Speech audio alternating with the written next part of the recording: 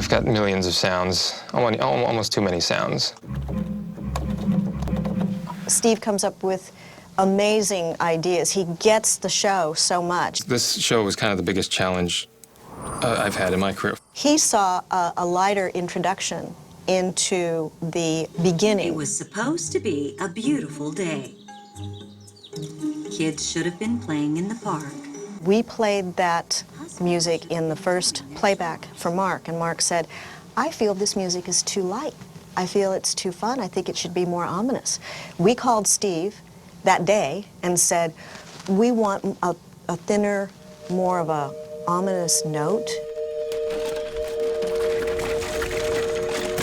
And he wrote a new piece of music and we put it in the next day. In my orchestra for Desperate Housewives, there are 7 string players.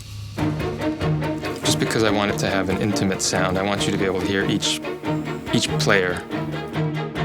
The fight scene with Victor and Carlos, the way it was described to me before I saw the episode was these 2 guys fight to the death. My first inclination was maybe we should get more than 7 players on this episode. This is a big episode. Maybe for the first time we'll just go crazy, get 30 string players and see what happens. I hadn't seen the episode yet, and then I saw it, and I knew immediately that would have been a bad idea. The sound of everything from the pickets to the sound of them fighting, the sound of the fountain falling, the pipe, all of those sounds were so much a part of the design of that fight scene that the music had to back away in certain places, had to come forward, so he knew that we were going to have a very complex sound design there.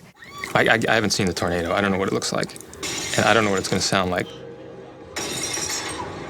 And a big part of what I do is trying to fit in with the sound, me scoring things that weren't there, so you just kind of have to imagine it. That was sort of the challenge for me. Great. Nice job. 3M16.